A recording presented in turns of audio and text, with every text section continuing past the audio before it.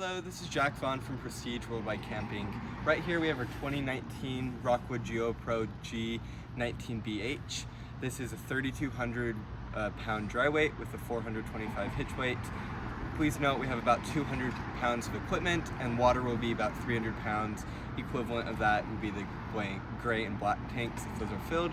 If you walk up here in the front, this is the hitch setup that we'll have set up on your vehicle. We'll make sure it gets hitched up right on your vehicle before you leave. We have several different hitches that will make sure it'll fit your car correctly. It is a 2 5/16 inch ball. We'll have this hitch pin locked. The chains, make sure they're not touching the ground. Electrical is a 7-pin connection. It's the round connection. Has a power jack up and down, easy enough.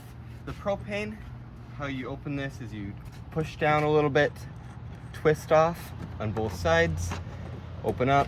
It's an individual turn on for each propane tank. Go ahead and just turn on one of these. In the middle, right over here, is a white regulator that'll control what tank is being used. It's kind of hard to see on the video, but it'll point at one of the tanks so that you know what one is being used. If you close this up, just like this, make sure this is latched every time you travel so that this lid doesn't pop off. We have a bike rack on all of our units, especially this one. How it works is it will hold 2 bikes. You'll invert the bikes, hang the tires from this post here and the one over there. Then these bottom latches will slide up and lock the tire in place. This trailer has 2 12-volt batteries. It has 100 watts of solar on the roof. We'll talk about more the batteries and how to run the trailer without worrying too much about your batteries and having them run low. We include a generator, which I'll show you in just a minute here. But first, we'll open up this side compartment. In here, we have our equipment and our hitch locks. So each trailer comes with a hitch lock. This will act as a ball. It will slide on, slide shut, and then lock it shut. This is a boot lock. It'll slide around the tire, lock shut by pushing this button. Whenever you unhitch the trailer from your vehicle, make sure to lock up these 3 hitch locks. We also have a pin lock that'll just go on the pin of the trailer. This just prevents any theft and increases security of the trailer. In here we have 2 wheel chocks. In this blue bag right here we have some individual play blocks. Those are good at leveling the trailer. If you're on uneven ground, you can drive over one of those blocks. Just drive over some to get it level. If not, you can use it as a plate for these jacks if you want to show down here. Just a plate for these to increase stability. Speaking of those jacks, this is the wrench for these jacks. You just twist and they'll extend. They won't lift up the trailer, they're just stabilization jacks.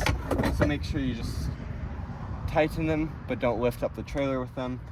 We have the block that'll go in front. We have a tool bag in here as well. Extra hose to refill the water. This will lock shut like this. Speaking of the water, this is how you will refill the water tanks. It's a gravity fill. Water will start spitting out once it's completely full. We will have them full upon your pickup, and we can refill it upon your departure. This right here is your water heater.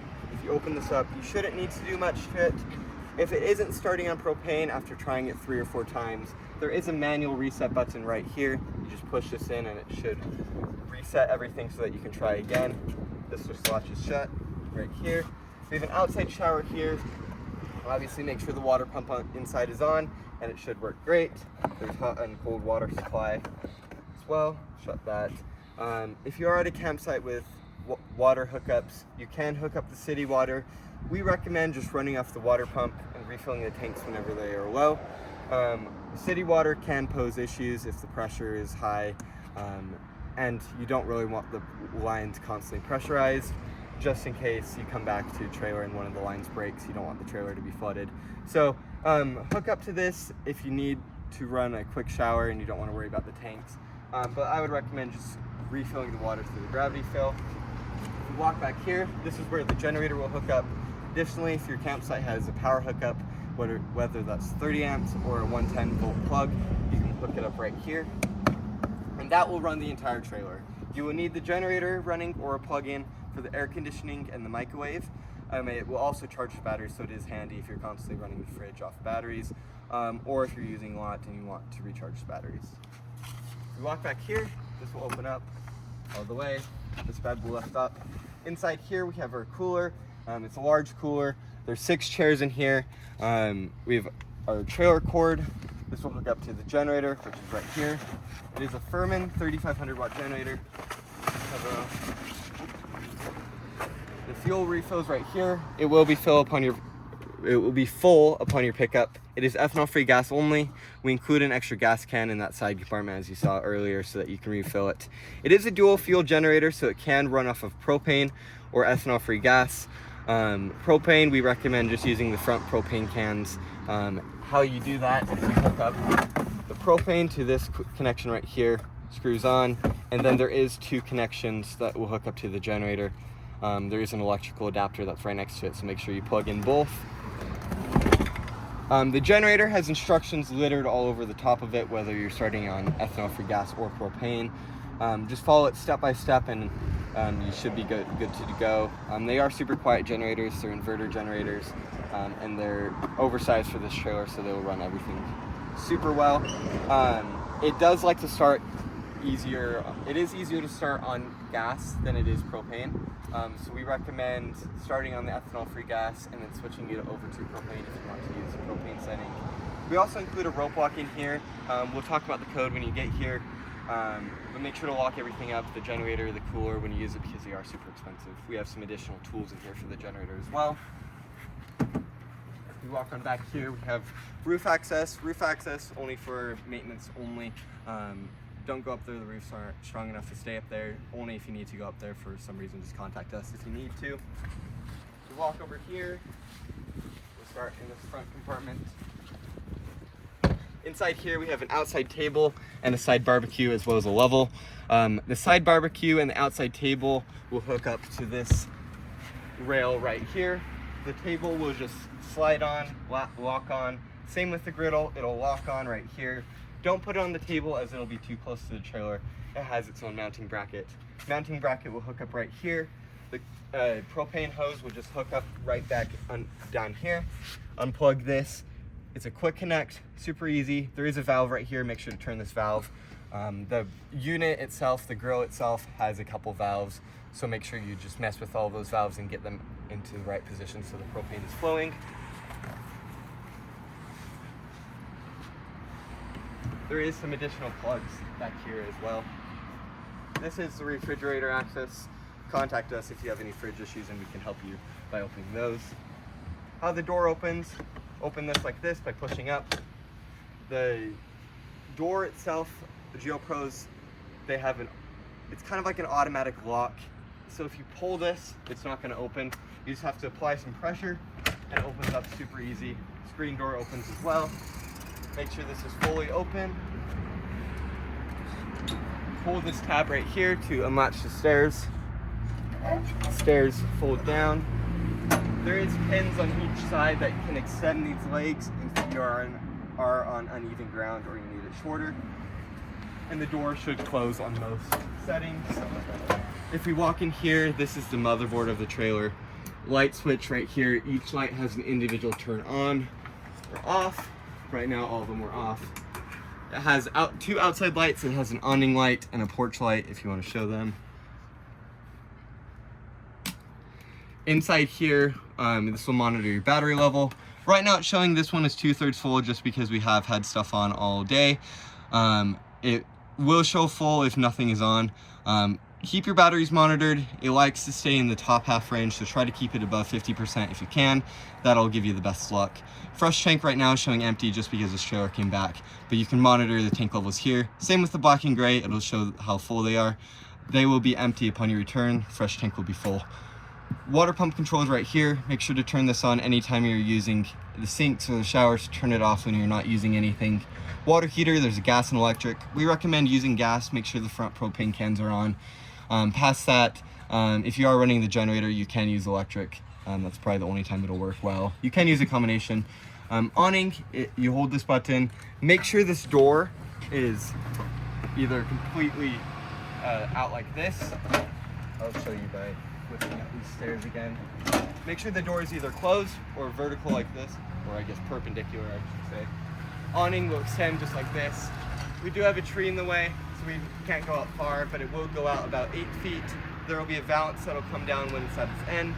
If it is windy at all, bring it in. These are super expensive units. They're way overpriced and they break easy, so any wind conditions, just bring it in. It will retract. You can hold the button after it stops moving, just to let it reset itself. Okay, perfect. We'll walk back inside.